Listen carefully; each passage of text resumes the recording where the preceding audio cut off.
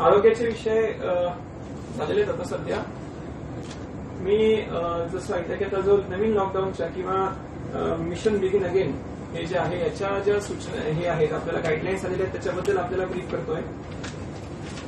एकतर या ज्या गाईडलाईन्स आलेल्या आहेत त्या 1 जून ते 30 जून या कालावधीसाठी आहेत. याच्यात काही महत्वाच्या जे सगळ्यांसाठी कॉमन गोष्टी आहेत त्या पहिले मी आपल्याला सांगणार आहोत की नाईट कर्फ्यू जो आहे त्याचा पिरियड हा 7 ते 7 पहिले होता, तो आता बदलला आहे आणि तो रात्री 9 वाजेपासून तर सकाळी 5 वाजेपर्यंत केलेला आहे. व्हल्नरेबल ग्रुप म्हणजे 65 इयर्सच्या वरचं एज किंवा पर्सन विथ कोमॉर्बिडिटी ज्यांना काही आजार आहेत, डायबिटीस, हायपरटेन्शन किंवा आयएचडी, प्रेग्नंट महिला आणि 10 वर्षाच्या वयाच्या खालची मुलं यांनी अगदी इसेन्शियल किंवा मेडिकल इमर्जन्सी वगळता घराच्या बाहेर पडू नये हा जो आपला नियम याचा होता तो यावेळेसही पुढे आपण कंटिन्यू करतो आहोत.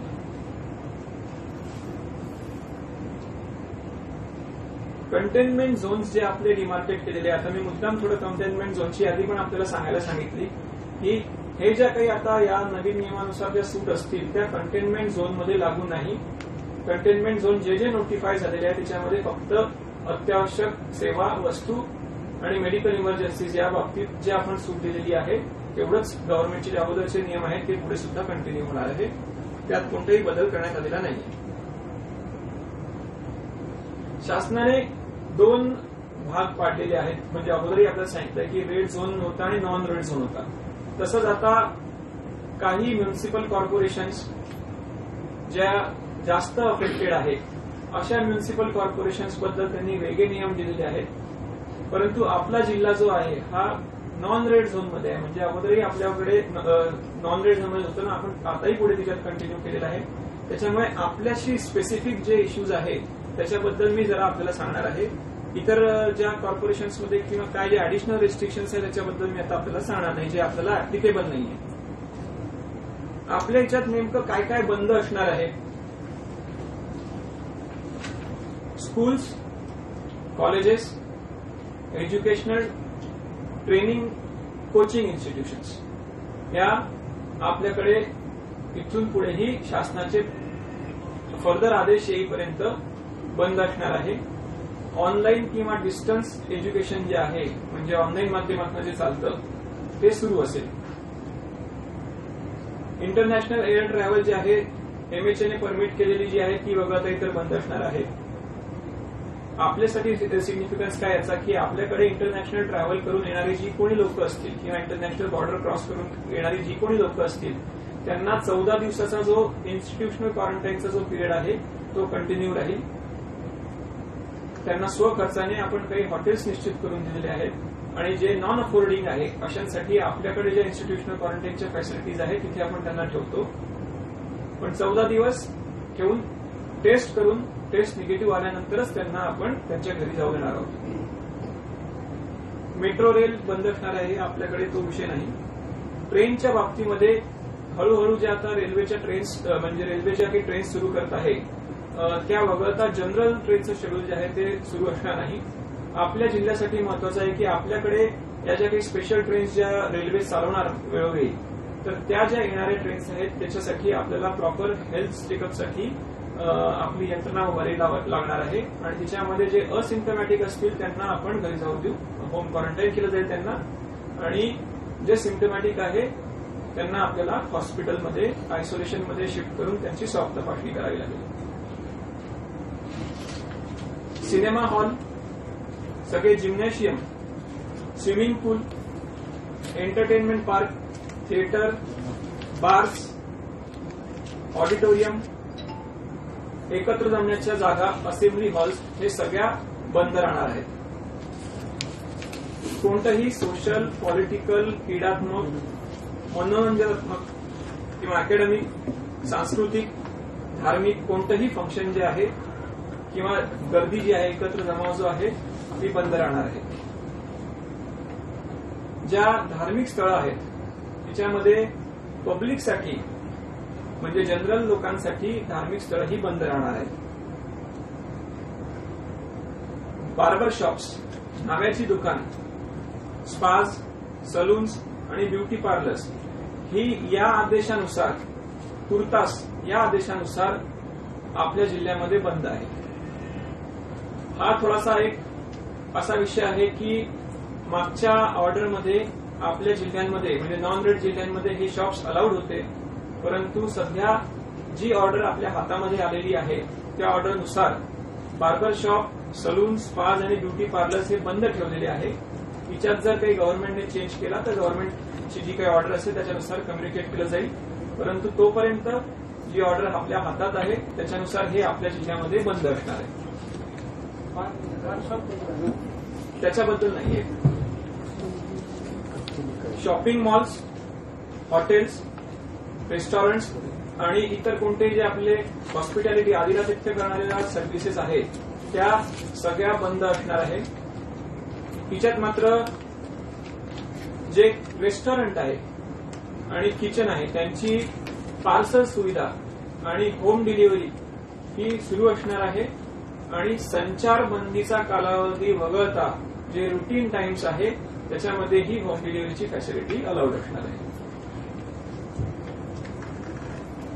या जे आपण रेस्ट्रिक्शन मी तुम्हाला सांगितले त्याच्यामध्ये गव्हर्नमेंट वेळोवेळी पूर्ण सूचना काढून काय जे फेज वाईज मॅनरमध्ये काही चेंजेस करायचे असतील ते चेंजेस गव्हर्नमेंट करेल आणि ते आपल्याला कम्युनिकेट केले जातील. या व्यतिरिक्त काही जे इतर गोष्टी ज्या आपल्यासाठी कंट्रोल्ड आहे किंवा रेग्युलेटेड आहे त्या म्हणजे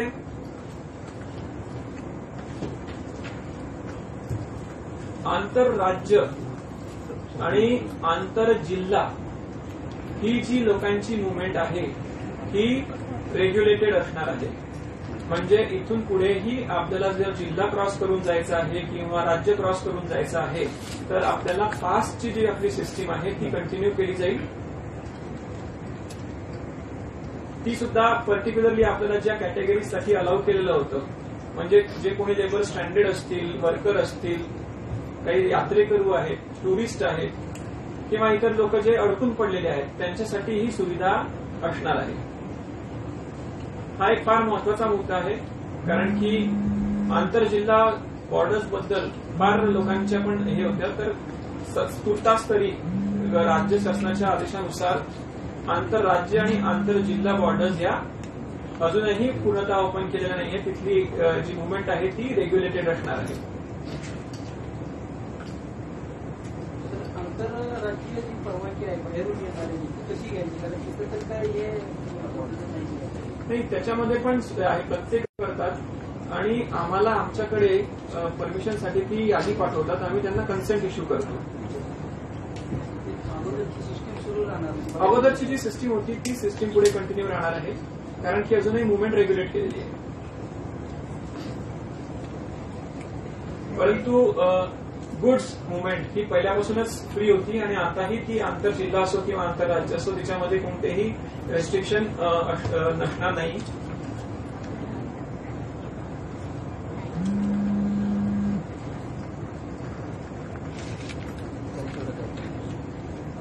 इंटरस्टेट आणि इंट्रास्टेट म्हणजे आंतरजिल्हा सुद्धा ही मेडिकल प्रोफेशनल म्हणजे डॉक्टर्स, नर्सेस, पॅरामेडिकल स्टाफ, सॅनिटेशनचा जो स्टाफ आहे, अँब्युलन्सेस यांची मुवमेंट जी आहे ती विदाऊट रेस्ट्रिक्शन चालू राहणार आहे. टू ऍप हा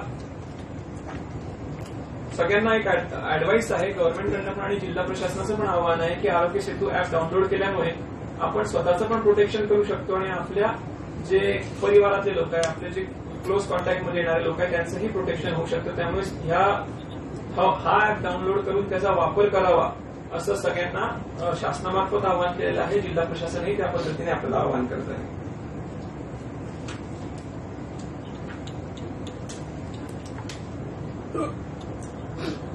जे नॅशनल डायरेक्टिव्ह होते कोविड-19च्या अनुषंगाने ते ऍज इट इज पुढे कंटिन्यू झालेले आहेत.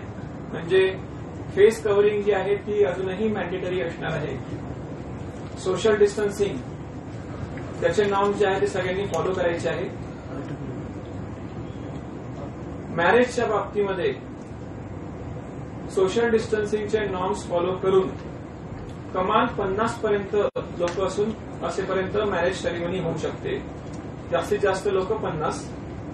आणि अंत्यविधीसाठी सोशल डिस्टन्सिंगचे नॉर्म करून जास्तीत जास्त 20 लोक, हा पण एक चेंज झालेला आहे. मागे तो दोन्ही 50-50 केले होते, परंतु काही गोष्टी निदर्शनास आल्यामुळे शासनाने तिच्यामध्ये चेंज केलेला आहे. अंत्यविधीचे जे कार्यक्रम आहे, फ्युनरलचा जो कार्यक्रम आहे, त्याच्यामध्ये सोशल डिस्टन्सिंगचे नॉर्म फॉलो करून जास्तीत जास्त 20 लोक असू शकतात. पब्लिक प्लेसवर थुंकणं अजूनही कायदेशीर गुन्हाच आहे. तो म्हणजे ती रुटीनच हे असणार आहे. त्यासाठी आपण ऑर्डर इश्यू केलेली आहे. 500 रुपये दंड, किमान 500 रुपये दंड चार्ज करण्यासाठी म्हणून आपण त्यासाठी ऑर्डर इश्यू केलेली आहे.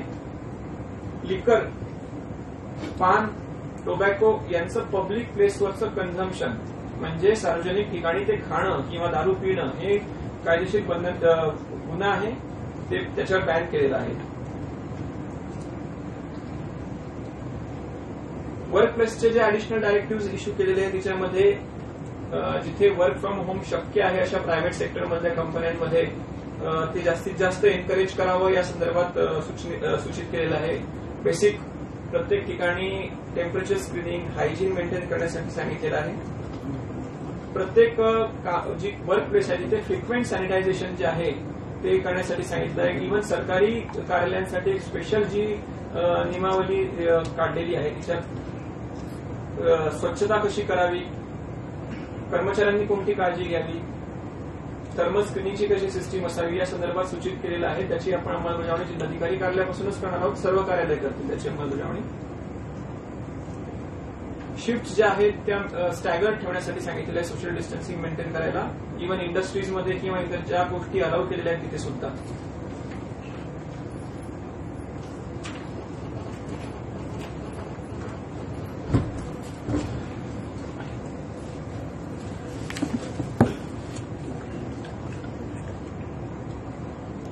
स्पोर्ट्स कॉम्प्लेक्स आणि स्टेडियम किंवा इतर ज्या खुल्या जागा आहेत त्या ठिकाणी वैयक्तिक लोक जाऊन त्याचा वापर करू शकतात. त्याला वेगळ्याने आता कोणतेही बंधन नाही. परंतु या ठिकाणी स्पेक्टॅटर म्हणजे प्रेक्षक आणि कोणत्याही ग्रुप ऍक्टिव्हिटीज ज्या आहेत त्या अलाउ केल्या जाणार नाही. स्टेडियमचा किंवा स्पोर्ट्स कॉम्प्लेक्सचा जो इंडोर पोर्शन आहे त्या इंडोर पोर्शनमध्ये किंवा इंडोर स्टेडियममध्ये अजूनही कोणत्याही ऍक्टिव्हिटीज परमिट केल्या गेलेल्या नाही. जो आउटडोर पोर्शन आहे किंवा ओपन टू स्काय जागा आहेत त्या ठिकाणी वैयक्तिक जो व्यायाम करायचा आहे तो सगळा अलाउ केला जाईल मोकळ्या जागांमध्ये. इंडोरचा जो आहे त्या ठिकाणी अजूनही ऍक्टिव्हिटीजवर रेस्ट्रिक्शन्स आहेत. आणि सर्व ज्या काही फिजिकल ऍक्टिव्हिटीज करायच्या आहेत किंवा एक्सरसाइज करायची आहे ती सोशल डिस्टन्सिंगचे नॉर्म फॉलो करून किंवा मास्क, फेस कव्हरिंग्स वगैरे करून जे आपल्याला बेसिक कोविड-19चे डायरेक्टिव्ह आहेत त्याचं पालन करून करणं हे बंधनकारक असणार आहे. ट्रॅव्हलिंगसाठी, ट्रान्सपोर्टेशनसाठी 2 व्हीलरला केवळ एकच रायडर अलाउड आहे. 3 व्हीलरला 1+2, 4 व्हीलरला 1+2. त्याच्यामध्ये कमर्शियल ज्या 3 व्हीलर्स पर्टिक्युलरली असतील त्यांना तसं एनकरेज करायचं. इनफॅक्ट त्यांनी जर ड्रायव्हर आणि कस्टमर याच्यामध्ये जो काही बॅरियर जर क्रिएट केला की जेणेकरून आणखी जे आहे कोविड-19चं जो संक्रमण आहे ते रोखू शकू आपण किंवा त्याला मदत होईल तर त्या गोष्टी एनकरेज करायच्या आहेत. तसं सर्व ज्या आपल्या ऑटो असतील, ऑटो रिक्षा असतील किंवा इतर आपल्या कमर्शियल ज्या काही काळ्या पिवळ्या गाड्या चालतात त्यांनी तशा पद्धतीने जर पार्टिशन करून घेतलं तर ते एनकरेज करावं. ते लोकांसाठी ते अधिक बेटर आहे. इंट्रा डिस्ट्रिक्ट बस सर्व्हिस म्हणजे जिल्ह्यांतर्गत बस सेवा जी आहे ती मॅक्झिमम 50च्या कपॅसिटीने चालेल आणि त्यांना सुद्धा सॅनिटेशन, डिसइन्फेक्शन जे करून घ्यायचं आहे, बेसिक सॅनिटेशन जे फॉलो करायचं आहे आणि सोशल डिस्टन्सिंगचे नॉर्म्स फॉलो करायचे आहेत ते करायला लागतील. आंतर जिल्हा बस सेवा ही प्रोहिबिटेड आहे, अजून त्याला परमिशन दिलेली नाही.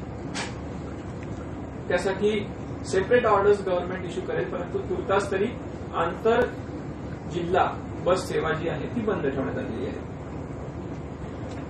सर्व मार्केट्स, शॉप्स हे सकाळी 9 ते 5 या कालावधीमध्येच उघडले जातील. ऑफकोर्स अत्यावश्यक सेवेचे जे औषधांची दुकानं वगैरे जे आहेत ते वगळता त्याला पहिल्यापासूनही आपण कोणतं रिस्ट्रिक्शन टाकलेलं नव्हतं. औषधांची दुकानं असतील किंवा अत्यावश्यक सेवांची काही हे असतात ती नाहीये. परंतु जी जनरल शॉप्स आहेत, मार्केट्स आहेत, ते 9 ते 5 या कालावधीतच राहतील ओपन. आणि तिच्यामध्ये पण जर आपल्याला क्राउडिंग आणि सोशल डिस्टन्सिंगचं व्हायलेशन होत आहे असं निदर्शनास आलं तर पहिले आपण त्यांना वॉर्निंग देऊ, किंवा मग जर लास्ट रिसॉर्ट म्हणून जर आपल्याला त्याच्यात इम्प्रुव्हमेंट दिसली नाही तर मग ते बंद करायला लागतील.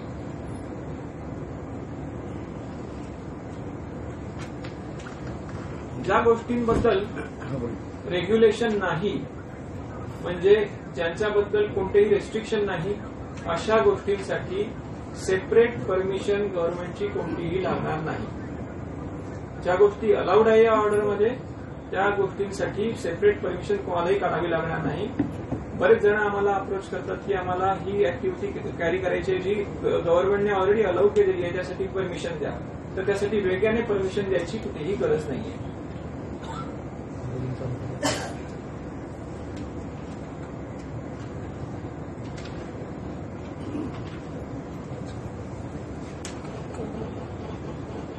हे काही आपल्या सांगली जिल्ह्यापुरतं जे निगडीत हे आहे नियम आहेत त्याच्या संदर्भामध्ये मी आपल्याला माहिती दिली आहे.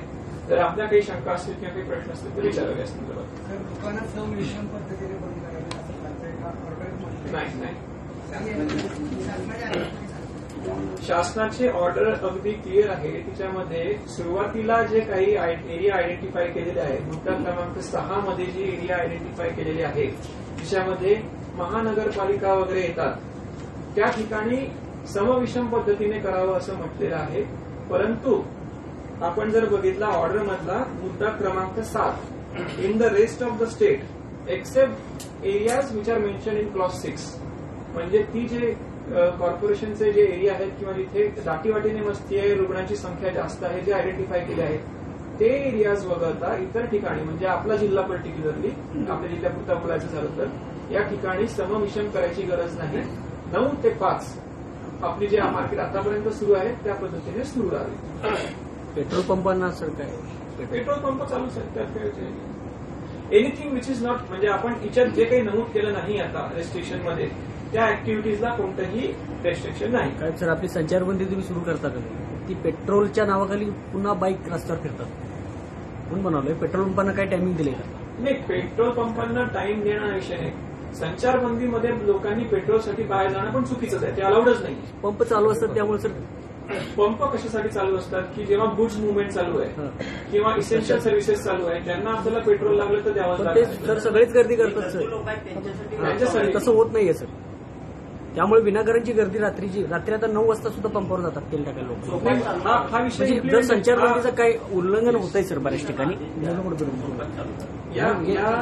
हा इम्प्लिमेंटेशनचा इश्यू आहे. हो सर, तो आम्ही पोलिसांना निर्देशित करतो या बाबतीमध्ये.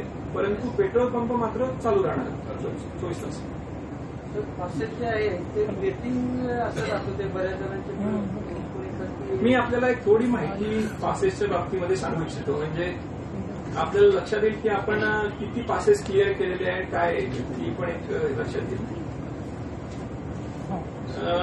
पहिले सुरुवातीला जी संख्या आहे कालपर्यंतची राज्याबाहेर जाणारे व्यक्ती जे आहेत जवळजवळ 35,555 आपल्या जिल्ह्यातनं राज्यात बाहेर जाणारे. राज्याबाहेरून येणारे जे लोक आहेत ते 11,934 आपल्याकडे.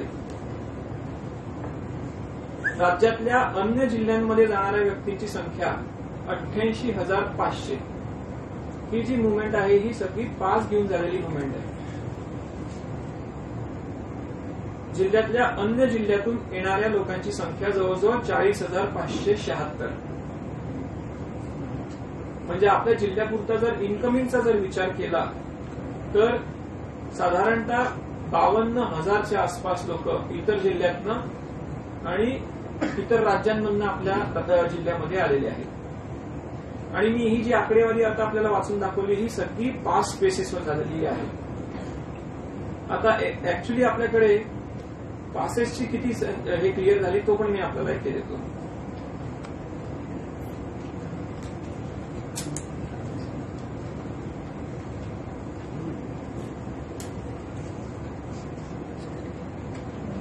एकूण ऍप्लिकेशन्स आपल्याकडे पासेसचे आले होते 89,812.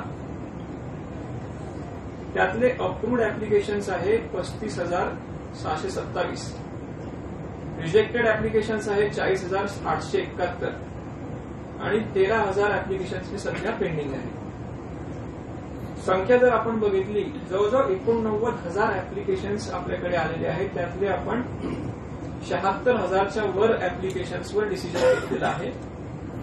तिच्यामध्ये मागच्या वेळेस मी आपल्याला सांगितलं होतं की लोक बरेचदा एकदा त्यांचा पास जर कॅन्सल झाला तर वारंवार अप्लाय करतात. तर ते करणं, त्याच्यामुळे सिस्टीमवर अननेसेसरी लोड पडतो किंवा अनावश्यक ज्या कारणं अलाउड नाही आहे, जी कारणं टाळता येऊ शकतात, त्याच्यासाठी पण पासेसला ऍप्लिकेशन केलं जातं. जस्ट फिरून यायसाठी म्हणून काही लोकांनी ऍप्लिकेशन केलं असतं की माझे नातेवाईक तिकडे आहे, आता जाऊन यायचं, 2-2.5 महिने इथेच थांबलं म्हणून आम्हाला जायचं. तर अशा लोकांना पासेस अप्रूव्ह करत नाही आपण आणि ते मग केले नाही तर वारंवार अप्लाय करतात आणि त्याच्यामुळे जेन्युन पासेसचे जे ऍप्लिकेशन्स आहेत ते बरेचदा प्रलंबित राहून जातात. तर आपल्या इतका मोठा लोड क्लिअर केल्यानंतरही त्याच्यामुळे आपल्याकडे दिसतोय जवळजवळ 13,000 जुने पेंडिंग दिसतात. तर याच्यात महत्वाचा सर्वात मुद्दा राहणार आहे की अनावश्यक लोकांनी केलेलं ऍप्लिकेशन करू नये. आणि एकदा जर ऍप्लिकेशन एखाद्या कारणासाठी रिजेक्ट झालेलं असेल तर वारंवार ते ऍप्लिकेशन आपण करून ते काही मंजूर होणार नाहीये, ती रिजेक्टच होणार आहे. फक्त तिच्याने सिस्टीमवर अतिरिक्त लोड पडणार आहे. व्यायाम करताना मास्क घालायचं असं एक्सपर्ट लोक म्हणतात की व्यायाम करताना मास्क वापरायचं नाही तर व्यक्तीच्या शरीरावर परिणाम होऊ शकतो. फेस कव्हरिंग तर वापरायला पाहिजे.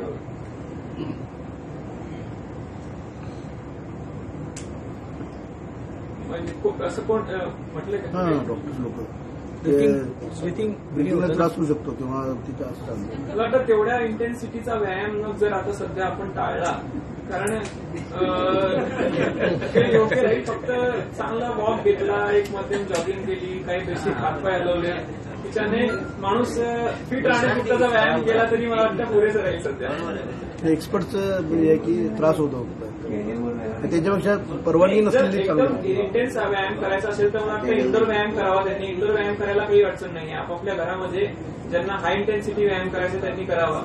परंतु जर आपण पब्लिक प्लेसमध्ये येत आहे तर सोशल डिस्टन्सिंगचे नॉर्म ठेवणे, फेस कव्हरिंग वापरणे आपल्याला फॉलो करावं लागेल. मग त्यास अनुसरून जो व्यायाम आहे तो करावा. आणि गव्हर्नमेंटने त्यांच्या ऑर्डरमध्ये सायकलिंग पर्टिक्युलरली प्रमोट केलेली आहे किंवा सायकलिंगमध्ये सोशल डिस्टन्सिंग नॉर्म फॉलो केले जातात आणि व्यवस्थित चांगला व्यायाम पण आहे. तर असे जे काही व्यायाम असतील सायकलिंगलाच मास्क वापरायचे नाही असे हाय इंटेन्सिटी करू नये, बेसिक करावा. तर ते कामगारांच्या बाबतीत काय कोल्हापूर जिल्ह्यात बऱ्यापैकी सध्या हा विषय आता सध्या आम्हाला वेगळ्याने त्याच्याबद्दल निर्णय घ्यावा लागणार आहे. कारण की आंतरजिल्हा बॉर्डर ही आता क्लोज असल्यामुळे जे डेली अपडाऊन आहे फक्त फॅक्टरीमधले वर्कर्सच नाही तर काही शेतकऱ्यांची शेती पण तिकडच्या साईडला आहे, काहींच्या इकडे आहेत, ते राहतात पलीकडे. तर या संदर्भामध्ये शासनाला आम्ही हा मुद्दा पाठवू की अशी ही अडचण आहे. त्या संदर्भात शासनाकडनं काही निर्देश येतील किंवा मग पालकमंत्री मोदयांशी चर्चा करून याच्याकडे सध्या तरी ते जाऊ शकत नाही. कारण विषय असा आहे की आपल्याला डिस्ट्रिक्ट स्तरावर कोणताही नियम डायल्यूट करण्याची ऑथॉरिटी दिलेली नाही. आपण ऍडिशनल पण लावू शकत नाही. त्यांनी एकदम स्पेसिफिकली राज्य शासनाने या ऑर्डरमध्ये नमूद केलेलं आहे की कोणतीही ऑर्डर जी आहे तर एक तर तुम्ही एक्सेस पण लावू नका आणि डायल्यूट पण करू नका जोपर्यंत तुम्ही चीफ सेक्रेटरींची किंवा शासनाची परमिशन घेत नाही तोपर्यंत. तर हा विषय नक्की आहे. आम्ही हा विषय पालकमंत्र्यांशी पण चर्चा करून हा वरती रेस करू. पानमावा विक्रीचं प्रमाण वाढल्यामुळं आता थुंकण्याचं प्रमाण सुद्धा वाढलेलं आहे शहरात आणि चौकाचौकात बसून थुंकणे, गर्दी करणे आणि त्यामुळे सर मावा खाऊन एका ठिकाणी बसणे, थुंकणे हे प्रचंड प्रमाण वाढलेलं आहे आणि सार्वजनिक ठिकाणीच वाढलेलं आहे. पानपट्टीच्या बाहेर घेतात आणि पानपट्टीच्या बाहेर घेतात मावा, पण अन्न औषध प्रशासन आम्हाला कुठेही दिसले नाही किंवा चेक करायला काही तपासत नाहीत. ते पहिल्यापासून कोविडमध्ये अख्खे दिसले नाहीत सर. तुम्ही स्वतः जरी चालला दुपार चालला असेल तर रिक्षातनं बघायचं. तुम्ही सांगितलं 2 माणसं तर 4 ते 5 माणसं बसलेली असतात रिक्षाचं उल्लंघन आहेच. आम्ही आता हे यासाठी थोडं रॅपिड एखादी ऍक्शन फोर्स असावी सर असं वाटायला मला. मी तात्काळ हा आणि महापालिकेत ढासाचं प्रमाण फार वाढलेलं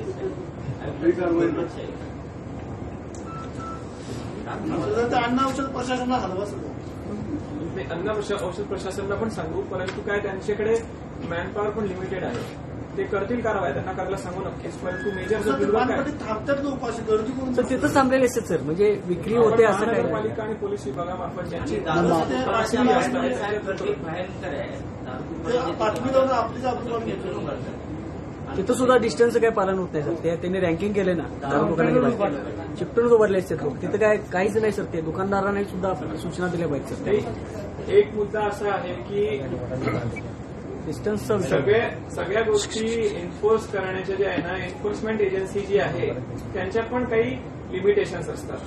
लोकांनी जोपर्यंत स्वतःहून रेग्युलेट करणार नाही तोपर्यंत आपण प्रत्येक वेळेस काही कायद्याची भीती दाखवून किंवा कायदा उलटच्या बडग्याने करून घेऊ शकत नाही. या गोष्टीमध्ये आपण हे करतोय म्हणजे स्वतःच्या लोकांसाठी करतोय, आपल्या लोकांसाठी करतोय, ही जी भावना जोपर्यंत लोकांमध्ये येत नाही तोपर्यंत 100% इम्प्लिमेंटेशन करणं हे फार डिफिकल्ट आहे. तरी सुद्धा आपण जे काही इश्यूज सांगितलेले आहे, मला पर्टिक्युलरली पानपट्टीचं सांगितलेलं आहे, काही स्पेसिफिक दारूच्या दुकानांच्या संदर्भात सांगितलेले आहे, ते मी त्या रिस्पेक्टिव्ह डिपार्टमेंटला सांगून त्यांना सूचना देतो की त्याच्यावर आपण एक मोहीम स्वरूपामध्ये ऍक्शन घेऊ. आणखीन एक सर, सकाळी आणि संध्याकाळी मोठ्या घोळक्यानं मॉर्निंग वॉक आणि शतपावली या नावाखाली मोठ्याच्या मोठ्या जथ्याच्या जथ्थे लोक बाहेर पडतात. काही मास्क नाही, काही नाही, लहान मुलं संगत असतात. जेवले की 9 नंतर 10-10:30 पर्यंत फिरायचं. सांगली शहरात कुत्री घेऊन फिरणं, मास्कचा काही वापर नाही सर. सकाळ संध्याकाळ प्रचंड गर्दी आहे. आता आमच्या हरिपूर रोडला जर आपण बघितलं तर सकाळी जत्रा भरलेली असते सर. मास्कचं कोणीही पालन करत नाही. यांना एक झटका दिला पाहिजे सर. संध्याकाळी रात्री तर बायका अशा फिरतच असतात. काही नाही, म्हणजे लहान मुलं असतात, कुत्री असतात. ज्या ठिकाणी वाहतुकीची रहदारी नाही त्या ठिकाणी जास्त आहे. हा, रात्री ते पेट्रोलची गाडी आहे ना पोलीस पेट्रोलिंग, त्यांना जरी अनाउन्समेंट करत फिरलं तरी फरक पडतो सर. संध्याकाळच्या सोडा साहेब तुम्ही काय करता?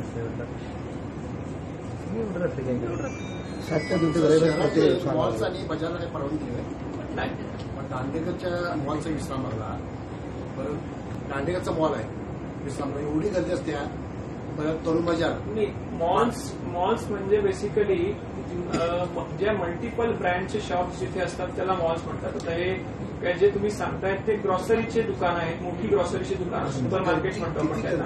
त्या ज्या आहेत त्या पहिल्यापासूनच आपण अलाउ केलेल्या आहेत, कारण की ज्याच्यामध्ये जीवनावश्यक वस्तू दिल्या जातात. ज्या जीवनावश्यक वस्तू नाही त्या आपण आता अलाउ केलेल्या आहेत, त्यामुळे त्यांना रोखण्याचं कारण नाही. सुरक्षित अंतर काहीच नाही ना, एवढी गर्दी नाही. ते असेल तर आपण त्यांना फॉलो करायला सांगू, पण बंद करण्याचं कारण नाही आहे. आणि नाश्ता सेंटर सुद्धा सांगली मालू चौकात बसूनच तिथे खातात. आणि गणेश नाश्ता सेंटर, पाण्याची टाकी, सगळं तिथंच देतात, तिथंच खायला देतात. बघा, नाश्ता सेंटर फार हे मोठ्या प्रमाणात झालेली आहे. पार्सल सिस्टीम नाही आहे सर लागू, फॉलो करत नाहीत पार्सल सिस्टीम. नाश्ता सेंटर हे बंदच आहे. नाश्ता सेंटरमध्ये फक्त जास्तीत जास्त पार्सल दिले गेले पाहिजे. सगळीकडे उघडलेले आहेत, हातगाडी सुरू झालेले आहेत त्या बाबतीतले, आणि तिथंच खाल्लं जाते सर. तिथंच खाल्लं जातं. बस स्टँडच्या बाहेर सुद्धा तशीच अवस्था. आयुक्तांना सांगा जरा. इथं पुरानंतर लोकांना आम्हाला महाग आहेत, कुठे कुठे कमवायला लागले बस. एक रिपोर्ट असं 10 नंतर तुम्हाला एक पगार पाणी लोक काय करावं.